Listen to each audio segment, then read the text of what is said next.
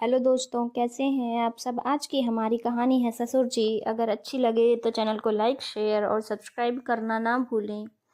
आज के समय में सब लड़कियों के अरमान होते हैं कि ससुराल बहुत अच्छा मिले, परिवार भी छोटा हो। ऐसा ही सोचकर महक के माता पिता ने उसकी शादी कर दी। सब ननदों की शादी हो गई है। लड़कों में सबसे छोटा बेटा दामाद ही है। बड़े भाई अलग रहते हैं, कोई दिक्कत नहीं होगी। सबसे छोटा बेटा अपने माता पिता के साथ रहता था। पिताजी के तेज स्वभाव के कारण दोनों भाई अलग रहते थे, पर महक के माता पिता को यह मालूम नहीं था दोनों बेटे क्यों अलग रहते हैं। सबसे छोटा बेटा अपनी भैया भाभीियों को गलत मानता था। वह अपने माता पिता के लिए उनसे लड़ जाता था और कहता था कि मेरी बीवी खूब सेवा करेगी। इस तरह महक की शादी हो गई। वह ससुराल आई तब उसे पता चला कि सास को अस्थमा है, हार्ट की प्रॉब्लम भी है। इस तरह वह शुरू से ही सास ससुर की सेवा करने लगी। महक की शादी के बाद सास की तबीयत इतनी बिगड़ी कि वे जल्द ही भगवान को प्यारी हो गईं। अब जहाँ ना जेठ जेठानी रहते हों और पति भी पिता भक्त हो तो कहने ही क्या। ऐसा ही ससुराल महक की थी, जो कि सासू बिना ससुराल थी, जहाँ उसे अकेले ही जिम्मेदारी निभानी पड़ रही थी। इस तरह वह ससुराल में अकेली पड़ गई थी। यहाँ पर उसे किसी भी तरह का कोई मोरल सपोर्ट भी नहीं मिल रहा था। एक तो ससुर का तेज स्वभाव था और साथ ही पति का स्वभाव भी नहीं मिल रहा था। ससुर रमेश जी के तेज स्वभाव के कारण से उसके दोनों जेठ जेठानी सास ससुर के साथ नहीं रहते थे। उनकी हर बात में टोका टाकी लगी रहती। वह सोच सोच कर परेशान रहती कि मैं क्या करूं। दिन रात कितना भी करती पर ससुर की आदत कमी निकालने की हो गई थी। वह सब समय पर काम करना चाहती थी, फिर भी उनके हिसाब से उन्हें महक में कमी लगती। खाना जब भी परोसती तब सब्जी के बारे में पूछते, सब्जी कौन सी बनी हुई है। अगर उनके मन की ना होती तो खाना नहीं खाते और बड़बड़ाने लगते कि हमारा कोई ख्याल रखने वाला नहीं है। फिर वे अपनी बेटियों को फ़ोन करके बताते, उनसे कहते, देखो तुम्हारी छोटी भाभी तो 2 वक्त का खाना भी नहीं दे पा रही है। अब बताओ कि इस तरह हमारी शुगर बढ़ जाती है, हम ऐसे क्या करें। फिर जैसे तैसे बड़ी ननद महक को समझा कर जाती है, तुम्हें केवल हमारे पिताजी का ख्याल रखना है। सब्जी वगैरह पहले से भैया से मंगवा लिया करो ताकि बाबूजी को गुस्सा ना आए। फिर महक ने अपने आप को उनके अनुरूप और ढालने की कोशिश की। कुछ समय बाद वह माँ बनने वाली थी तो हमेशा निगरानी करते कि बहू क्या खा रही है। यदि वह दूध रोटी खाते हुए देखते तो कहते, देखो तो तुम दही के साथ रोटी खाई जा रही हैं, फिर देखना दही तुम्हें कितना नुकसान करेगी। इस तरह बड़बड़ाने लगते। तब वह बताती कि बाबूजी दही रोटी नहीं, हम दूध रोटी खा रहे हैं। तब तो और बड़बड़ाने लगते कि दूध रोटी खाई जा रही है, ये आजकल की बहू के चोचले हैं। इस तरह सदा उस पर निगरानी करते रहते और किचन के काम में भी टोका टाकी करते रहते।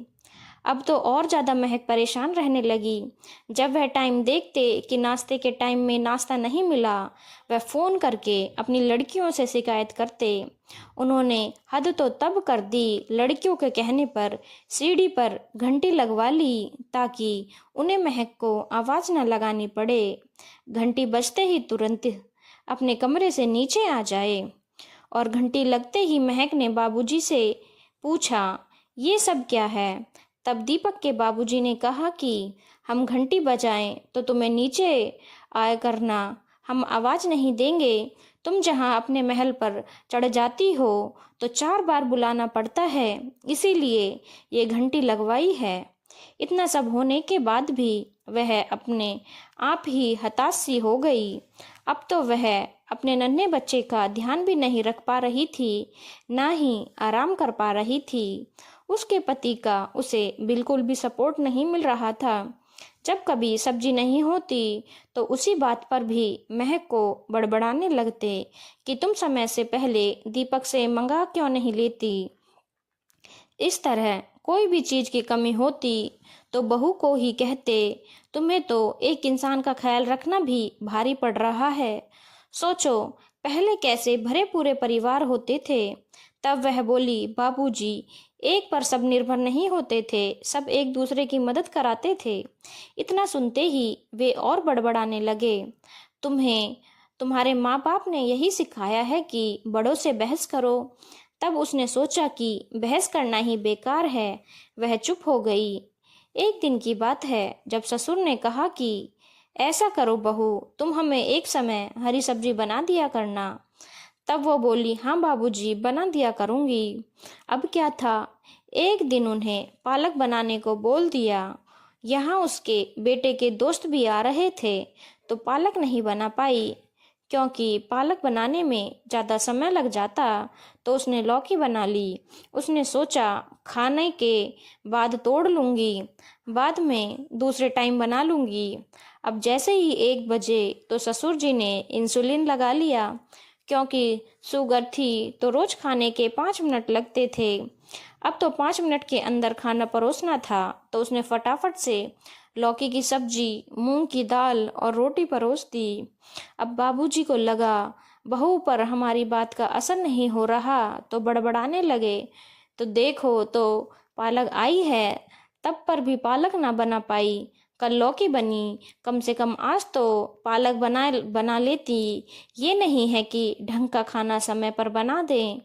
तब महक ने बाबूजी से कहा, पालक बनाने में ज़्यादा देर लगती, इसीलिए लौकी बना ली। मुन्ने को 10 लग रहे थे तो उसी में देर हो गई। तब वो कहते, बस तुम्हें करना ना पड़े तो बहाना तैयार रख लो। तब महक ने कहा, बाबूजी, मैं क्या नहीं करती, रोज सुबह से शाम तक आपके हिसाब से सब काम संभालती हूँ और मुन्ने का भी ध्यान रखती हूँ।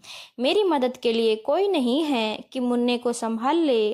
रोज समय से हर खाने का ध्यान में रखती हूँ। यहाँ तक कि मुझे आराम करने का भी मौका नहीं मिलता। सुबह 8 बजे नाश्ते के बाद अपने 6 महीने के मुन्ने की मालिश के बाद उसको सुलाकर पूरा खाना बनाना, फिर कपड़े, शाम की चाय और नाश्ते के, फिर 8 बजे तक आपका खाना बनाना, सब तो देखती हूँ। आपको शुगर है तो रात के लिए बेड के पास फाफड़ा खस्ता, यहाँ तक भी नमकीन भी रखती हूँ। उसके बाद भी आप कह रहे हैं कि मैं आपके लिए कुछ नहीं करती हूँ। आपके कारण ही दलिया भी बनाती हूँ, जबकि ये नहीं खाते। उसके बाद भी आप मुझे सुना रहे हैं। तब वो कहते, ये तो तुम्हारा फर्ज है बहू, तुम्हें तो करना ही होगा। तब वो कहती, नहीं बाबूजी, बहुत हुआ आपका कहना कि मैं कुछ करती ही नहीं। वो अपने पति को बताती है। तब पति कहते हैं, तुम्हें यहाँ रहना है तो सब करना ही होगा। वो मेरे पिताजी हैं, उनका जो मन है वो बनाओ। उसे लगा कि मैंने क्या क्या नहीं सोचा था। मेरे भी कितने अरमान थे, बस यहाँ पर दिन रात काम के बाद भी वही हाल। पर ये नहीं सोचा सास बिना ससुराल में मेरा ये हाल हो जाएगा। अब पति और ससुर के आगे उसकी एक न चलती। अब वह दिन रात परेशान रहने लगी। उसने सोचा, जेठ जिठानी से बात करूं तो कुछ तो बाबूजी और मेरे पति को समझाएंगे। कभी उसे लगता मेरे लिए लोग उंगली उठाएंगे। दिन रात वही माहौल में उसने सोच लिया कि मेरा कोई अस्तित्व नहीं है क्या। उसने एक दिन गुस्से में कह दिया कि अब मैं और नहीं रह सकती, जो करना है वो कर लो। उसने दूध पीते बच्चे को लिया और घर से निकल पड़ी। उसने अपने जेठ जेठानी के घर का रिक्शा लिया और उनके घर पहुंच गई। उन्हें बताया कि किस तरह बाबूजी परेशान कर रहे हैं। अब तो ससुर और पति का बुरा हाल था। उन्होंने सब जगह फोन करने चालू कर दिए। महक के मायके में भी फोन हो गया। फिर जेठ जेठानी ने, जो कि अलग रहते थे, उन्होंने घर में फोन लगाकर बताया कि महक हमारे पास आई है और उन्हें अपने यहाँ छोटे भाई और बाबूजी को बुलाया और समझाया कि बाबूजी, आप मेरे साथ भी नहीं निभा पाए, ना ही महक के साथ निभा पा रहे हैं। ध्यान रहे कि महक कहीं पूरी तरह से घर छोड़कर ना चली जाए। आज तो हमारे पास आई है। खैर, उसे परिवार की इज्जत का ख्याल था। अगर मायके चली जाती तो क्या होता।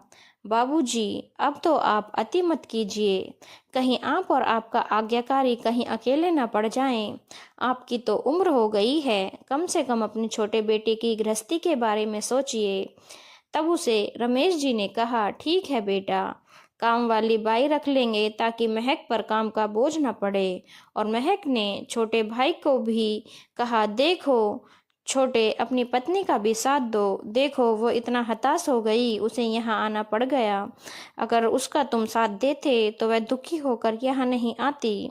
पिता का ध्यान रखना ठीक है। क्या तुम बाबूजी को नहीं जानते? उनकी यही अति के चलते हम लोग घर से अलग हुए थे। तब बाबूजी कहते, सही कह रहे हो महेश, मेरी वजह से आज महक को यहाँ आना पड़ गया। मैं वादा तो नहीं करता कि अपनी दिनचर्या बदल लूंगा, पर टोका टाकी अब ना करूंगा। तब दीपक ने महेश से कहा, कहता है, बाबूजी तो हैं ही ऐसे, उन्हें अपने आगे कुछ दिखाई और सुनाई नहीं देता। अब उन्हें किसके सहारे अकेला छोड़ दूं? अब तो अम्मा भी नहीं है। इतना सुनते ही महेश ने सलाह दी, देखो दीपक, अब तुम अपनी पत्नी को समझो और उसका साथ दो। तब दीपक ने कहा, ठीक है भैया, मैं उसका ख्याल रखूंगा ताकि महक परेशान ना हो। इस तरह महक के ससुर और उसके पति को उनकी गलती का एहसास हुआ और वो खुश रहने लगे। काम के लिए झाड़ू पोछे वाली रख ली गई और कपड़ों के लिए धोबिन लगवाई गई। धीरे धीरे ही सही, बाबूजी की टोका टाकी कम होने लगी।